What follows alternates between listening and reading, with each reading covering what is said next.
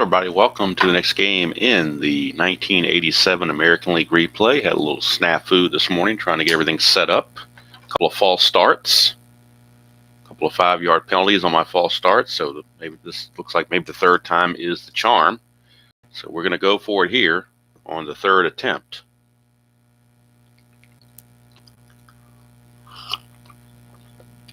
Obviously, tools of the trade have to be here for the coffee. We have Detroit and Minnesota from the Homer Dome in Minneapolis or St. Paul or wherever that Metrodome was located. It is game number 281 on the replay, another game on the May 23rd docket. Metrodome singles are 1-16 for left, 1-13 for right, and 11 for both on the home runs. Detroit enters the game 20-19. Minnesota enters 20-21. Hello, Jeff and Scooney. I had a couple of false starts there at the beginning. Finally got it straight. What happens is I was rushing to set this up and forgot to plug in my webcam. And if you don't plug it in right away, it won't let you change it after the fact. So I tried a second time to see if it would let me do it. It didn't. So I just had to, that's why the thumbnail is different and everything else, because I just had to basically shut it down and restart again to get everything the way I needed it. All right, so we are in Minnesota for this game between the Tigers and the Twins. Walt Terrell on the mound for the Tigers. He was 17-10 real world with a 4.05 earned run average. He's 4-1 on the replay. And Alan Anderson only had 2 starts all season. This is one of them. He was 1-0 in his 2 starts, but his ERA was 10.95. So obviously he got a lot of run support. He walked 10 batters in 12 innings and gave up 20 hits. His WHIP was 2.50. How he won a game, I don't know. But this is his first start in the replay, so he's 0-0 on his starting. But yeah, that must have been a wild game to have him win that with that kind of pitching. But that's why we roll the dice. You never know what the dice are going to say about things, especially the double die. It can say whatever it wants to say at times. Got our starting lineups right here for you. With Lou Whitaker going to get the nod to start for the Tigers against the left-handed Alan Anderson. In the replay, Anderson has had a couple of relief outings.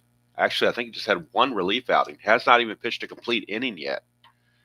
I believe he's pitched a third of an inning. His ERA is 54 in the replay. He's given up 2 hits, a walk, no strikeout. So this could be rough, but you got to play it as it lies, to use a golf terminology. Lou Whitaker on the replay is hitting 248, 10 homers, 33 driven in. Hit 265 real world. Lefty on lefty matchup. And we're ready to go. Get a 5-9, and that's going to be a single to center field. I got a feeling anytime you get something off of Anderson's card, it's going to be good for the offense. So Whitaker singles. Anderson and the catcher, Tim Laudner, combined for a 0 hold. Both of them have 0 holds, or 0 arm and a 0 hold. So if Whitaker wants to get the lead, needs a 4 or a 5 to obtain the lead. And he just misses out, so he cannot. That'll bring up Mike Heath, the catcher. He's hitting 292 on the replay. 2 homers, 10 driven in. He hit 281 real world. 412, and that's a ballpark blast. He has normal power against the left-handers. It's an 11. That's a 5. It's a 2-run home run for Mike Heath. They waste no time jumping on Alan Anderson. Both results come off Anderson's card, and the Tigers make him pay. 3rd home run of the season for Mike Heath. See it again, 412, right-handed is that little diamond shot, ballpark blast, 1-11, double dies a 5. And, of course, he has normal power. So that'll bring up Kirk Gibson.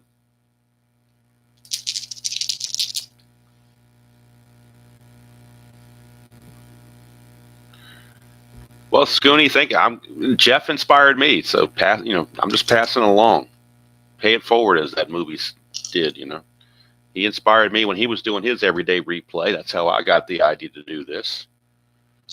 Demolition League was inspired by Tenacious Earl. I mean, so pretty much everything I've done or trying to do for a lot of it has been inspired by other people.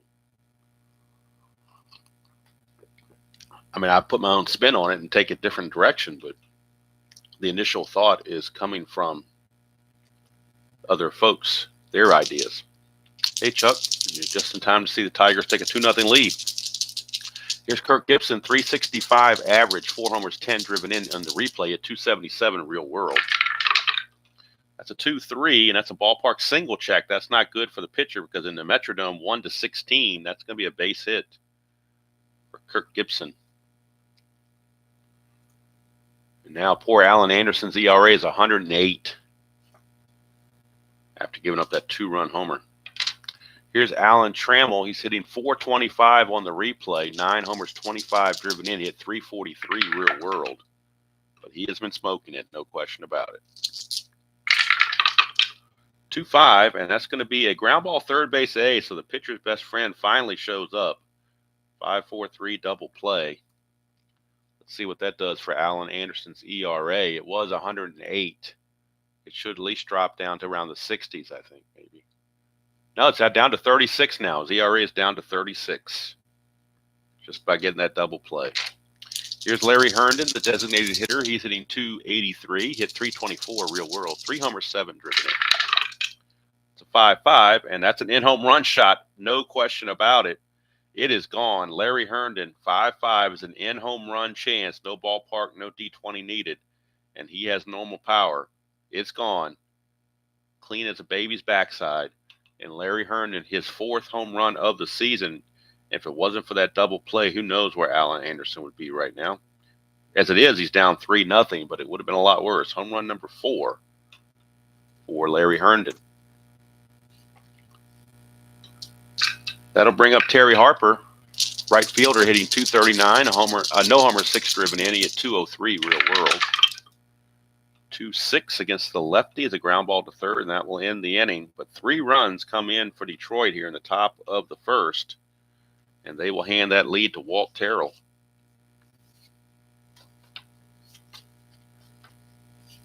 Walt Terrell, real world, was 17-10, 405 earned run average. On the replay,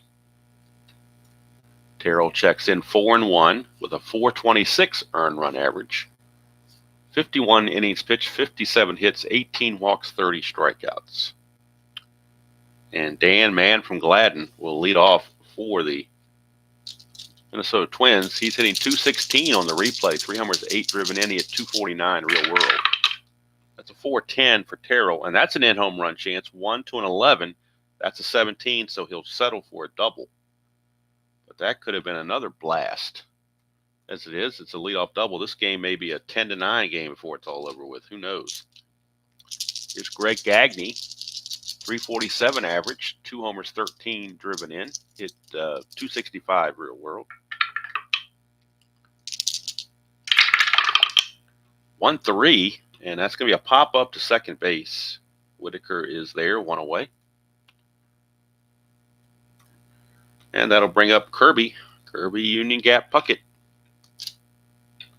Puckett on the replay hitting 322, 7 homers, 21 driven in. He hit 332 real world, so just 10 points under that average.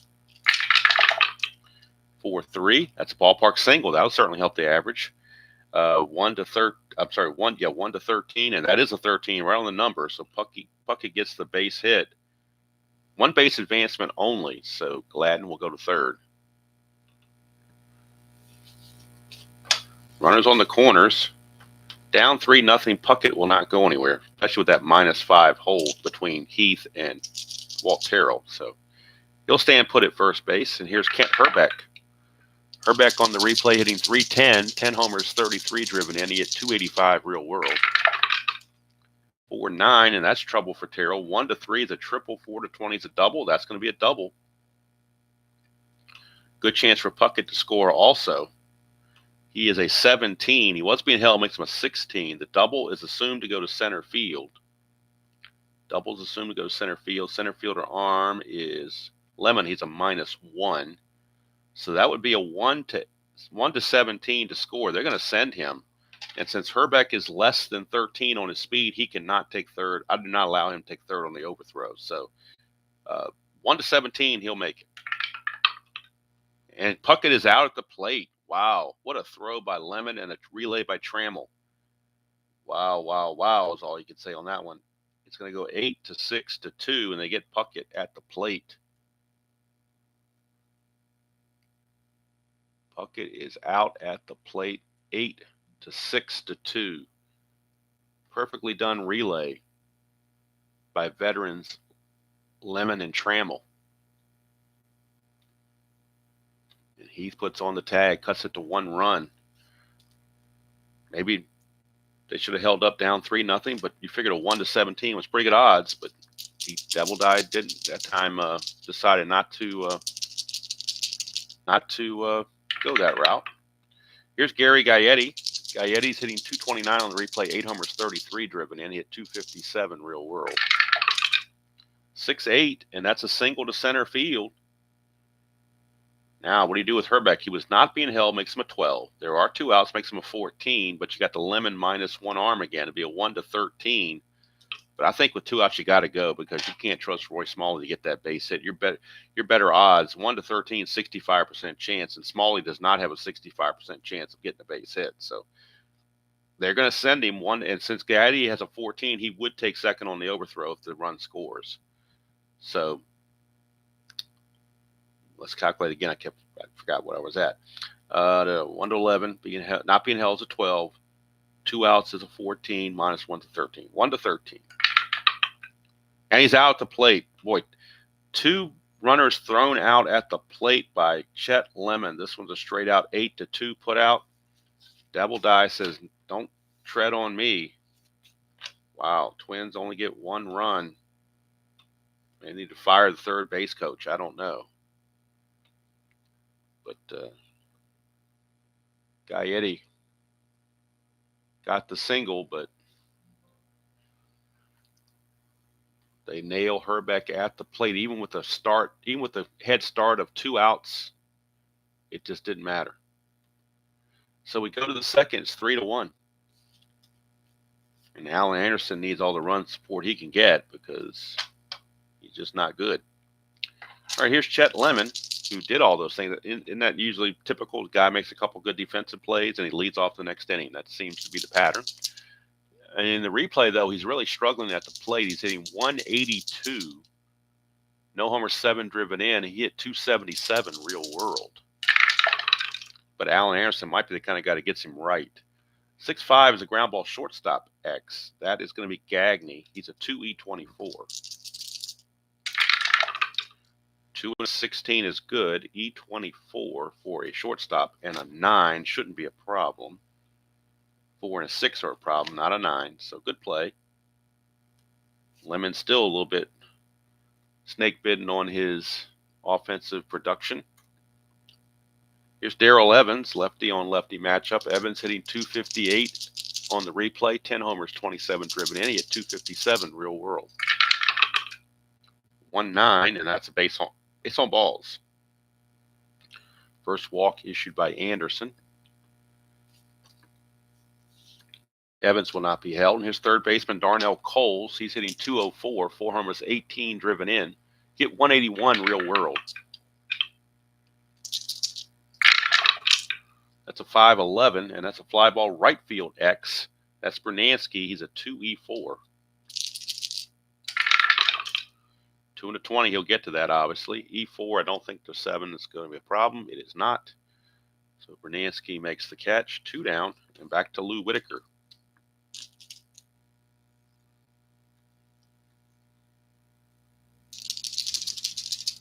Whitaker with Evans at first and 2 outs. That's a 4-6, and that's a single 2 stars. That'll keep the inning going.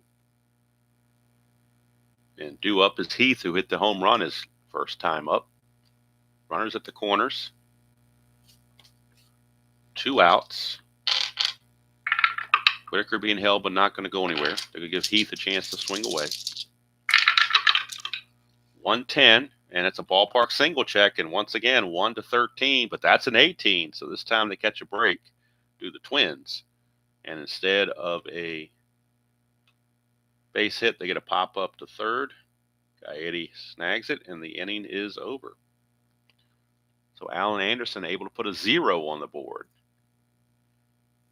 Score still 3-1 as we go to the bottom of the second.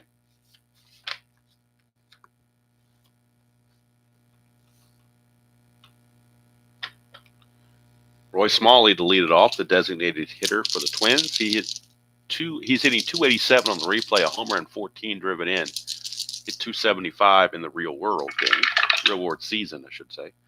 4-6, switch hitter batting left, and that's a strikeout for Terrell. First strikeout of the game for either pitcher. Took to the bottom of the second to get it. And that'll bring up Tom Brunansky, hitting 285 on the replay, 5 homers, 15 driven in. He hit 259 real world. 5-9. That's a fly ball to center. Chet Lemon is there again. 2 up and 2 down, and that'll bring up Steve Lombardozzi, second baseman. He's hitting 288 on the replay, 2 homers, 15 driven in. He hit 238 real world. That's a 110, and that's a split chance. 1-4 is a single. The double die is a 2. So Lombardozzi will crack a base hit and keep that high average going. Brings up the catcher, Tim Laudner, number 9 hitter. Laudner hitting 255 on the replay, 5 homers, 13 driven in. He only hit 191 real world. 4-11. Ground ball pitcher X. Terrell is a 1, and he's an E12. So we know he's going to get to it with a 1. Now we're just checking the E12. E12 and a 10 shouldn't be an issue. Most 10s are not problems, but we'll verify it. E12 for a pitcher. There is no 10. Look at the pitcher error chart. A 10 doesn't come in until the first time I see a 10 is on an E20. So got to be a pretty bad fielder to have a 10 come into play. So that's going to end the inning. So a couple of goose eggs go on the board in the second inning. We go to the third, still 3-1 Detroit. And Kirk Gibson will be the leadoff man for the Tigers. Gibson is first time up, single, but was erased on a double play. 6-6 left-handed. That's a double to left. Solid double for Kirk Gibson.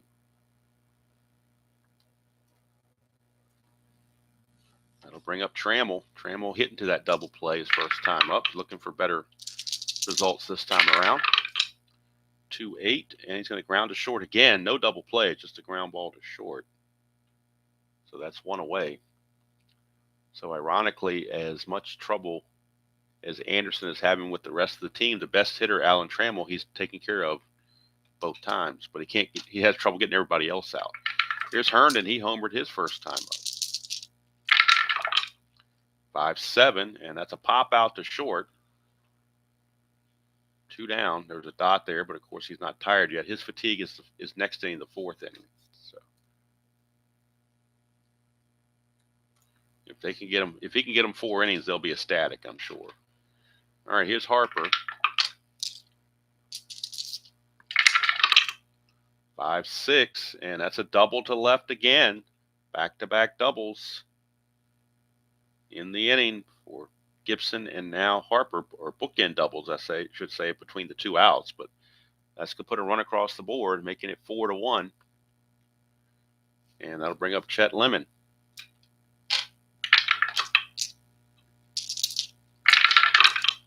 1-8 for Lemon, and that's a ground ball to short to end the inning.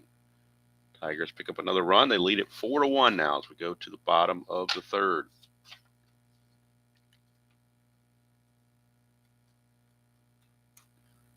Walt Terrell back out. He'll be facing the top of the order, Gladden, Gagne, and Puckett. For another sip of coffee while it's still warm.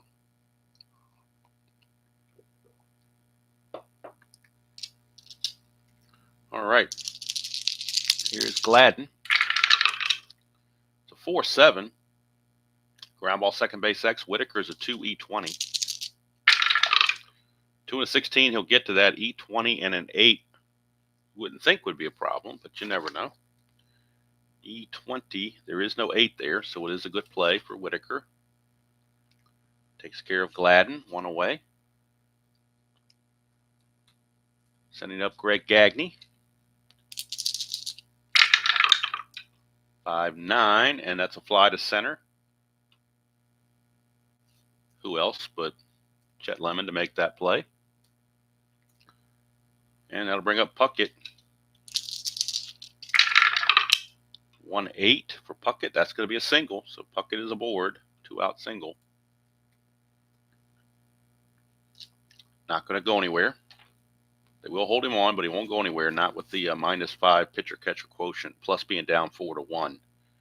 Plus being thrown out the plate in the first inning. He's kind of getting more conservative on the base paths, as they say. That's a 1, so it's a wild pitch chance on Terrell, which is a 7. And no wild pitch as Heath blocks it. 1-4 for Herbeck. He grounds to short, and that'll do it. 3 innings are in the books here, and it's 4-1 Detroit, leading the Twins. Alan Anderson, this will be his fatigue inning. So, I imagine it will be his last. Dale Evans to lead off. 1-8, and that's a fly ball to right field for out number 1.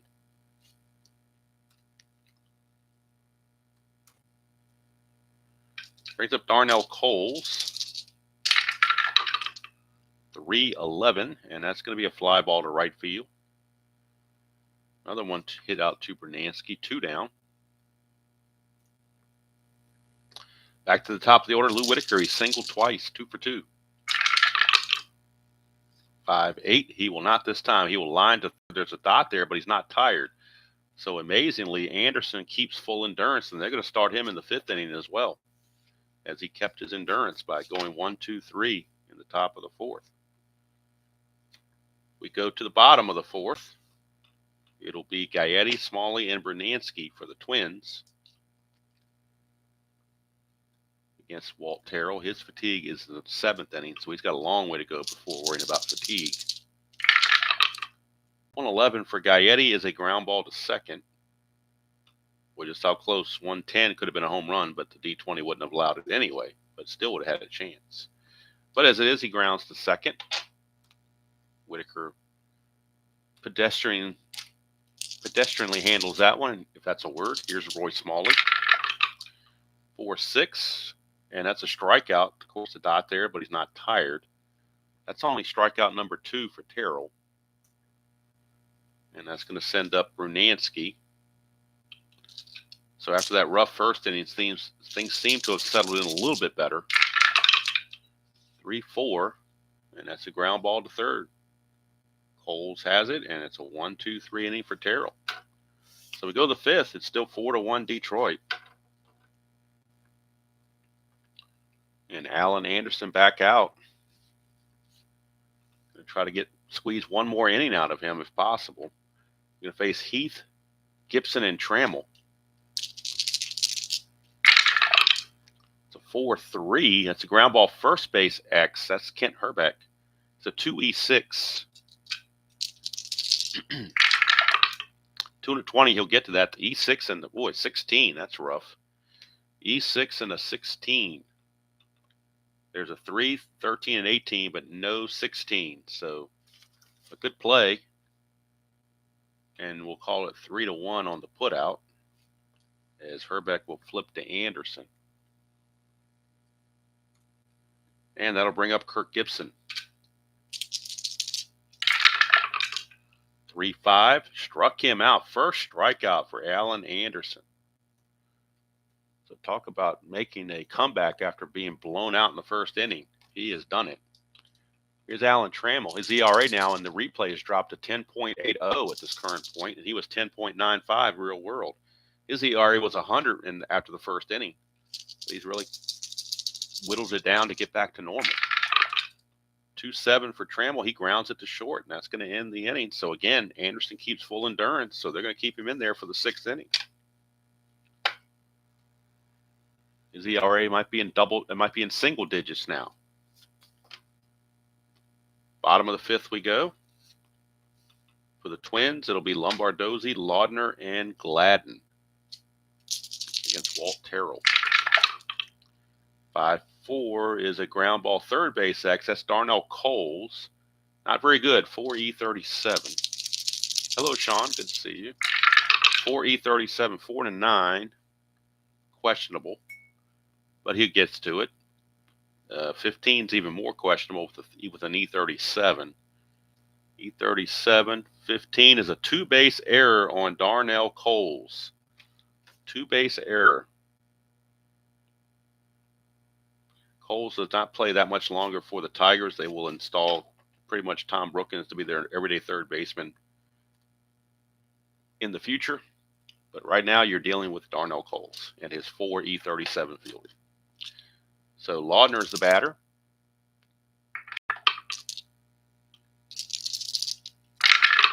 Terrell, 112 to Laudner. That's a Lomax to third base. Look at that. What a time to roll a Lomax. So Laudner lines it to Coles, and Coles fires over to Whitaker for the double play. Line drive double play. When it's not going your way, it's just not going your way. I mean, there's no other way to put it. So he malign Coles' defense, and then he turns a double play on a line drive for 2 quick outs. And here's Dan Gladden. 6-9, and that's a single to right field. Or sorry, to center field. Single to center field. So that double play came in big time for the Tigers. Gladden's going to hold down 4-1. They're not going to try anything, particularly with that -5 hold rating sticking out like a sore thumb.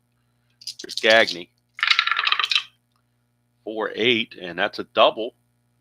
1, anything else would be a single 2 stars. So single 2 stars puts runners on the corners with 2 outs for Kirby Puckett. And now the Twins can make some hay if Kirby Puckett does something. He's in a clutch situation to do it. And in the clutch, however, he is not very good. That's a 2. So that's a balk or pass ball chance. It's a balk chance on Terrell, but his balk rating is a 0. In the clutch, Puckett loses 3 hits in his column 1. 1, 2, 1, 7, 1, 8.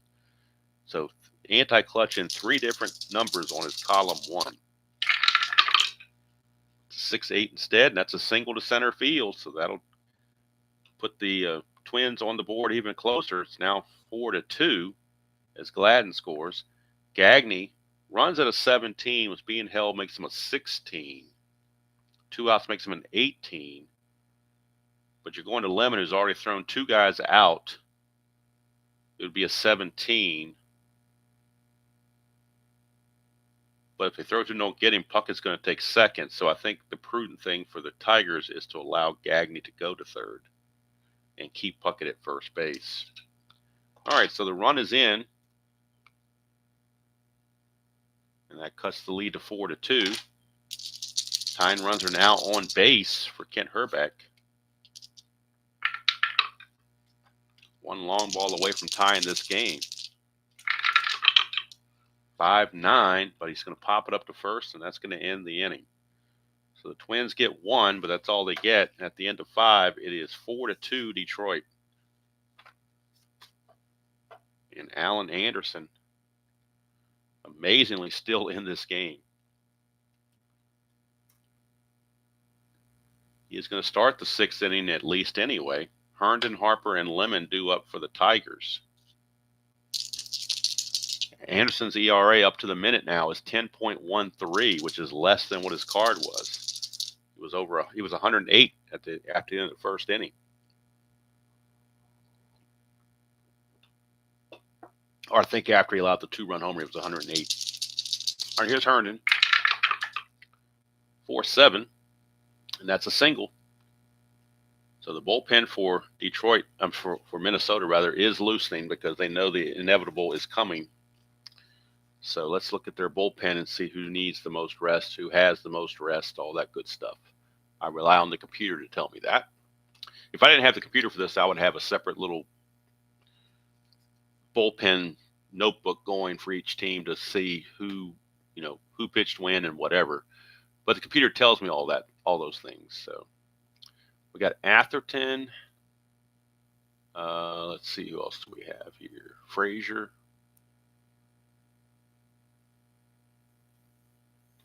Looks like George Frazier and Atherton both have decent amounts of rest. They're not overworked. So we're either going to look at Atherton or George Frazier. I'm going with Frazier has a 2. They both have 2 for relief rating. So George Frazier loosening the bullpen for the Twins. All right, here is Terry Harper. With Herndon at first. Herndon not being held.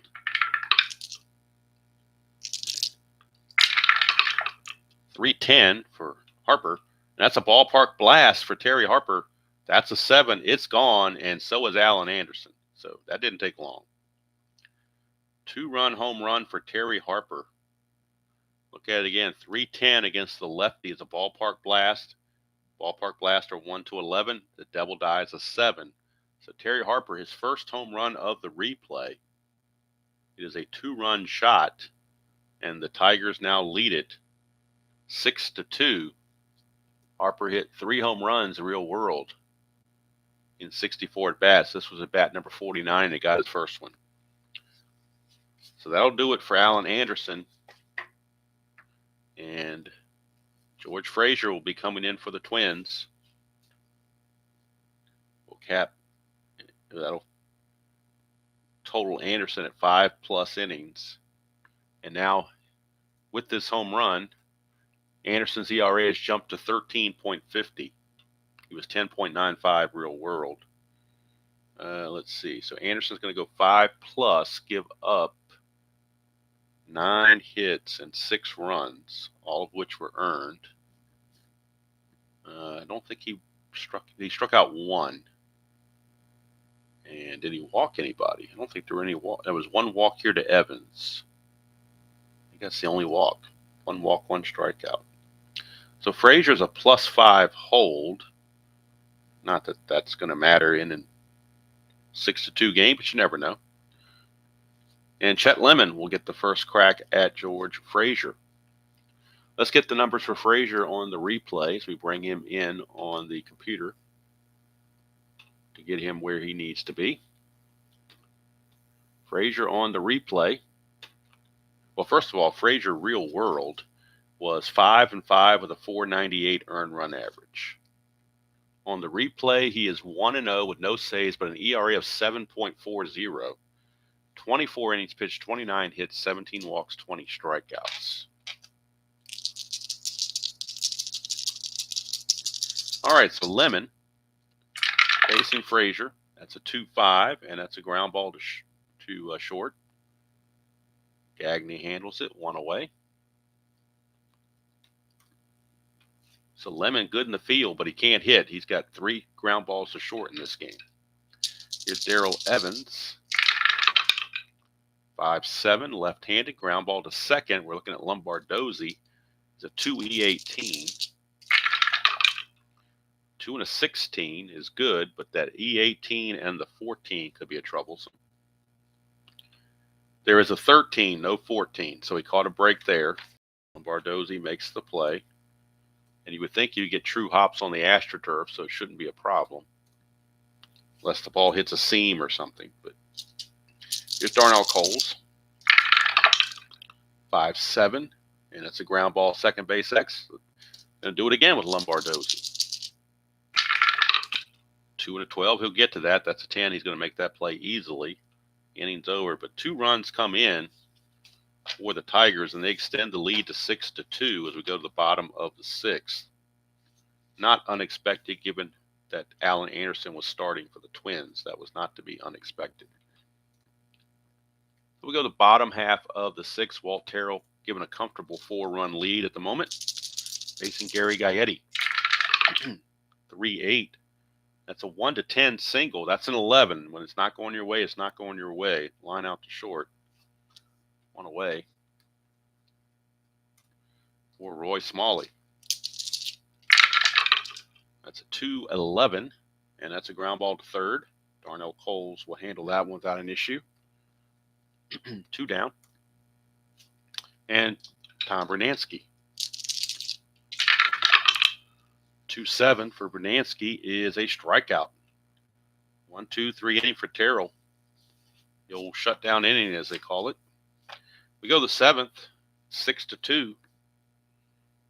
Tigers comfortably in charge, it would seem. Although you never know. If you saw last night's game in the Demolition League, and you think one game is over, and then you get to the 9th inning, and strange things happen. That was in the Yankee-Dodger game last night. Here's Whitaker. 3-6 for Whitaker, and that is a split chance. 1-8 is a single. That's a 14, though, so he will line it to Lombardozzi. And there is one away.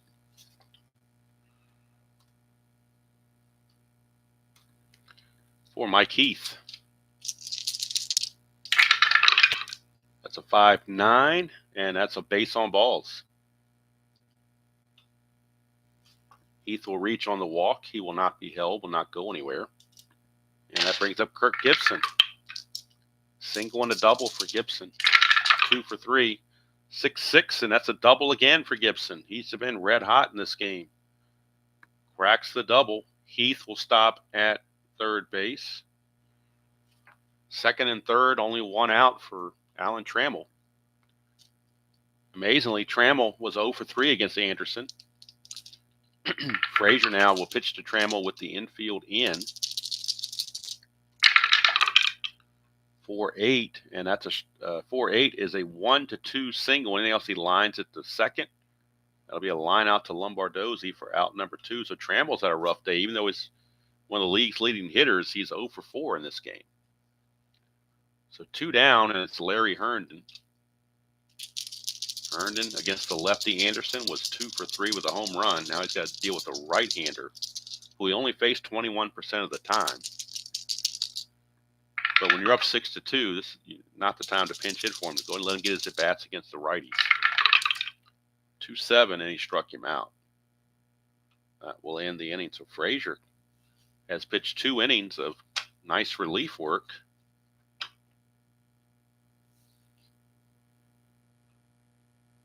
And I think they're going to cap Frazier at the 2 innings. So Frazier's going to go 2 innings. He's going to give up a hit, nothing else, and a walk. 1 strikeout, no runs, and Keith Atherton, they'll have him finish out the game.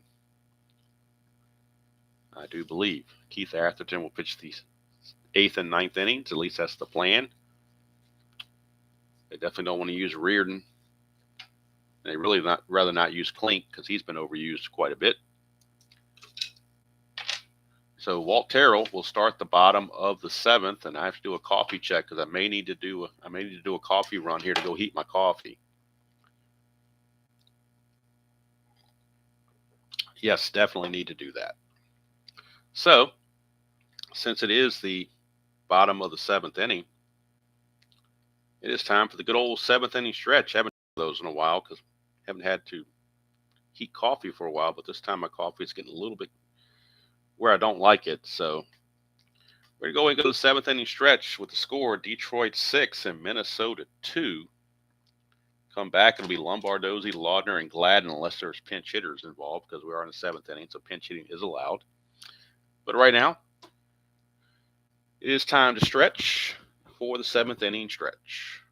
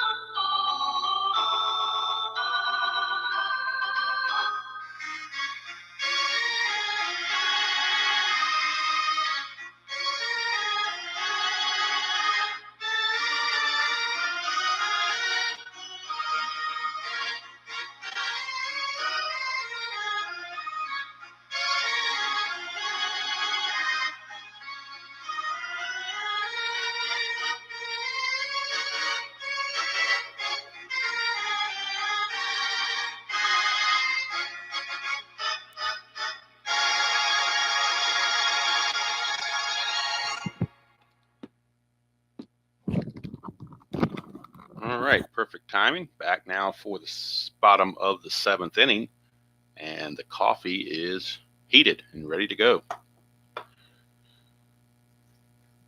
So due up again for the Tigers, or for the Twins rather, is Steve Lombardozzi. Lombardozzi is 1 for 3. That's a 3-8, and he's going to ground to third, make him 1 for 4. One out of there. Here's Tim Laudner. 4-6 for Laudner is a base on balls. I believe that's just the second walk. Actually, I believe it's the first walk issued by Terrell. That's his first base on balls of the game. Pretty good control if you can wait till the 7th inning to issue your first walk. And here's Dan Gladden. This is the fatigue inning for Terrell, so we'll keep track of what he gives up here in this inning. 6-4, and that's a pop up to second base. Lou Whitaker is there, 2 down for Greg Gagne.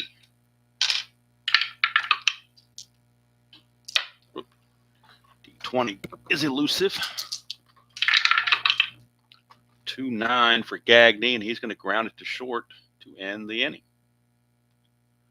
So after the walk, Terrell straightens out. He will keep Endurance into the 8th inning.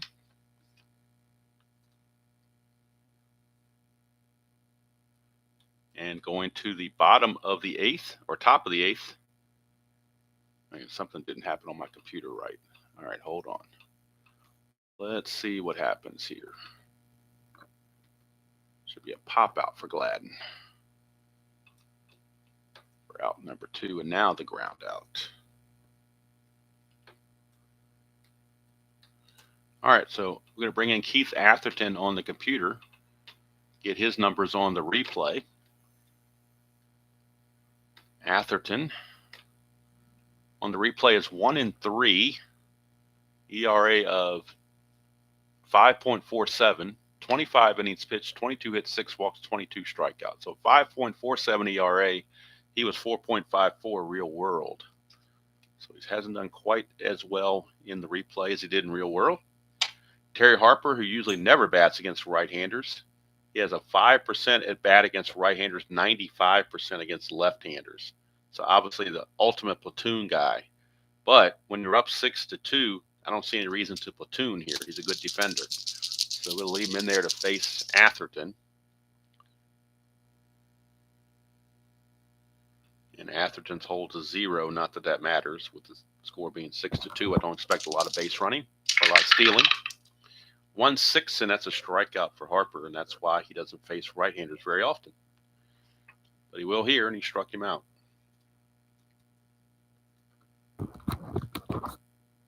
Goes to Chet Lemon, grounded to short 3 times. 3-5, and this time he's got a chance for a home run, 1-13, and that's gone. 12. He did it. Chet Lemon, look at that. 3-5.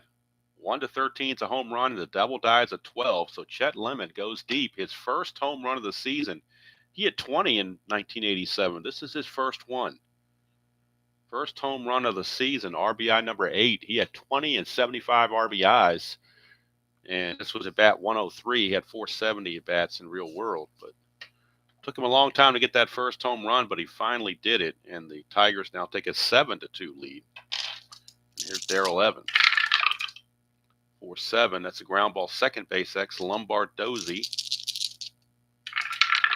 The 2E18, 2 and a 4. That could be interesting. 2 and a 4. Now he'll get to it. That's a 12, and he is an E18. It's a 13, but no 12. So good play for Lombardozzi. 2 down. But the fans in the Metrodome not happy about their team being down 7-2. Darnell Coles, 3-5, and he's going to ground it to Gagne at short to end the inning. But the home run by Lemon gives him an extra insurance run. It's now 7-2. And Terrell out now. Terrell is going to come back out. He only gave up a walk in his first fatigue inning, so he's going to stay out there. Might try to go the distance because actually a Tiger bullpen could use some rest. So if they can get a complete game out of Terrell, they'll be ecstatic. Here is Puckett, and Puckett, a 3-6, is going to be a 1-8 single, but that's an 11, so he's going to line it to short. And there is one away. All right, something messed up on the computer again. What's going on here? Let me go back here and fix this. I'm not in sync with my score sheet and the computer sheet here. So let's see here. Lemon hit the home run. And then Evans grounded to second. And Cole's grounded to short. And now Puckett lines to short. Okay, now we're caught up. Now we're all caught up, and here's Kent Herbeck. 2-2 for Herbeck, and that's a foul out to Heath. 2 down for Gary Gaetti. 5-5, and that's a ground ball to second, and Whitaker will handle it. So Terrell keeps the endurance. He's going for the complete game. Don't see any reason not to. Up 7-2. Top of the ninth we go. Top of the order for the Tigers. It'll be Whitaker, Heath, and Gibson. Whitaker is 2 for 4. 3-2, and that's a single. Make him 3 for 5. But, of course, with the score being what it is, they're not going to try to steal or anything like that. They just want to take it station to station, as they say. Heath. 1-3 at the ground ball shortstop B. We got a fielder's choice. That'll eliminate Whitaker from the bases and put Heath there. And Heath will not even be held. For Kirk Gibson, who's had a good day, 2 doubles, a single, 3 for 4 for Mr. Gibson. 3-7 against Atherton is a walk. First and second, 1 out. And that's going to take it to Alan Trammell, who was 0 for 4. Boy, you would think if you're the Tigers, you get 7 runs and 12 hits, you'd figure Trammell was having a field day. He's actually 0 for 4.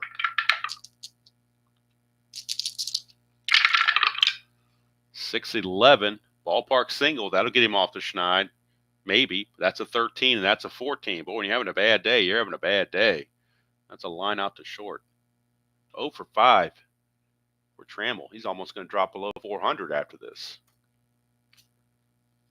2 down for Larry Herndon.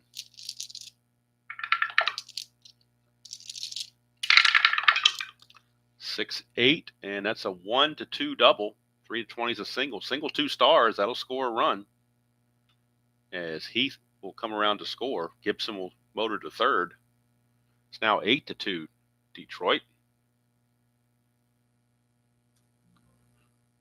Showing Atherton as being tired, but they would like really to not have to use another pitcher, so they will let him pitch to Harper. Or to the, yeah, they're going to go and let him pitch to Harper. 2, chance for balk or pass ball. Looking at a balk chance on Atherton. Let's see what his balk rating is. Atherton's balk rating is a 0, so no balks. Oh, one die got held up, so I'm going to re-roll this. 2-11 for Harper, and he's going to fly to right to end the inning. So they do get Atherton through those 2 innings. So they don't wear out their entire bullpen. So for Atherton, he's going to give up 2 runs. Going to give up 1, 2, 3 hits, 1 strikeout and 1 walk. So the Tigers pound out 8 runs on 13 hits for the Tigers in this game. And now the only question is, will Terrell get the complete game? Scheduled to hit are Smalley, Bernansky, and Lombardozzi for the Twins.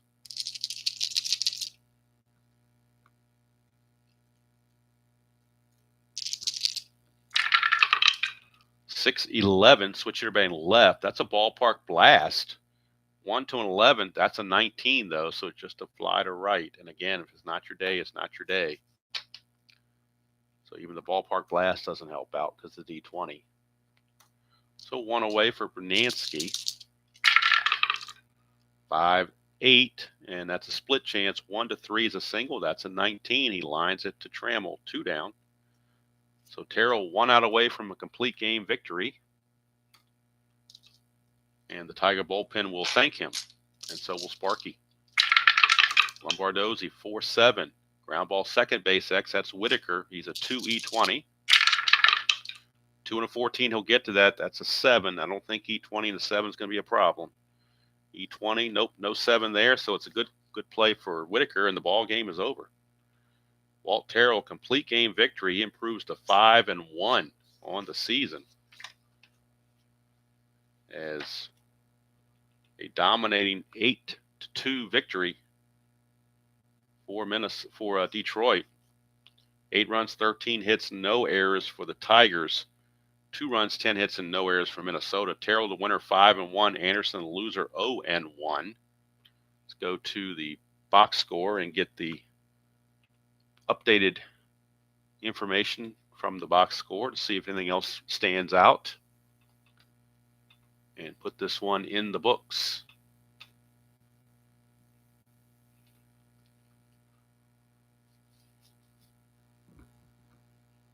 Harper 2 for 5 with 3 runs driven in. Herndon 3 for 5 with 2 runs driven in. Gibson 3 for 4 and Whitaker 3 for 5. So 4 players had 3 hits.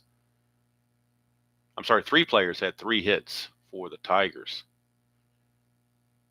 Tigers improved to 21-19. Twins dropped to 20-22. And Anderson finishes with a 13.50 ERA after all this. For Walt Terrell, the final numbers, 9 innings pitched. He scattered 10 hits, 2 runs, 1 walk, 3 strikeouts. In that first inning, the Twins had two different runners thrown out at the plate on 2 different occasions. They got 4 hits, 2 of them doubles, but only scored 1 run. Puckett was thrown out at the plate trying to score on a double from first, and Herbeck was thrown out at the plate trying to score on Gaetti's single from second base as Chet Lemon threw them both out. And there you go. Tigers get the win. Looking at the schedule for tomorrow morning's game, let's see who the next scheduled result would be.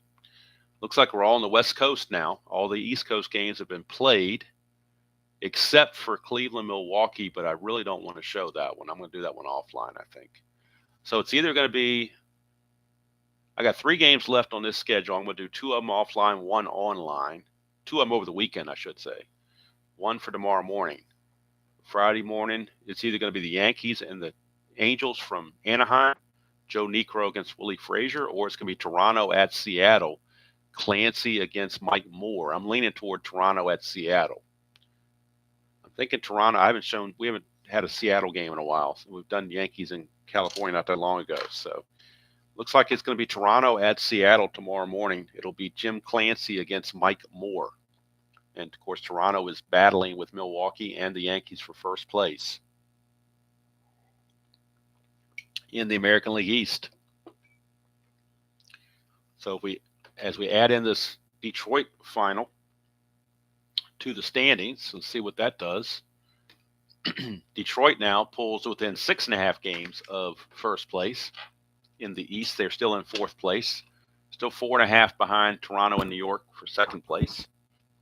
Minnesota takes the loss. They drop 2.5 back of Kansas City and Oakland now. So the West is pretty much, if you can play 500, you're gonna be very well. And that's the way it was in the real world. I mean, Twins won the division in 85 and 77. It wasn't. I mean, most of these teams were under 500. 4 of them were under 500. Oakland was 81 and 81. Only 2 teams over 500 in the West in real world were Kansas City and Minnesota. So it was definitely a mediocre division, let's just say. But the way things work out in the playoffs and the home field advantage, Minnesota won the World Series. Probably, I would say, I don't think it's a stretch to say that the '87 Minnesota Twins were the worst team ever to win a World Series. I don't know of any other team that was worse that won a World Series. But they just played right at the right time and had the home field advantage. That was what the difference was. They lost every in the World Series. They lost every game against St. Louis on the road. Won all four at home.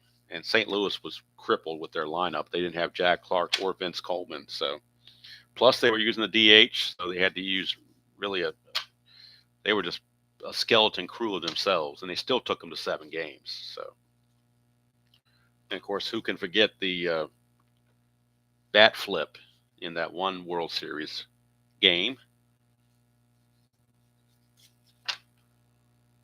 by the Cardinals? That was an interesting little thing they did there. All right, so we're going to have Seattle hosting Toronto tomorrow morning around 9 o'clock in this league, the 87 replay. Tonight, I'm trying to remember who I said in the Demolition League. It's Oakland and Miami playing in the Demolition League tonight. That'll be around 9 o'clock p.m. All right, so that's going to do it from here. Hope you all enjoyed that presentation of Strat-O-Matic 1987 style. Till next time, enjoy playing whatever game you choose to play, however you choose to play it, and I will see you all down the road.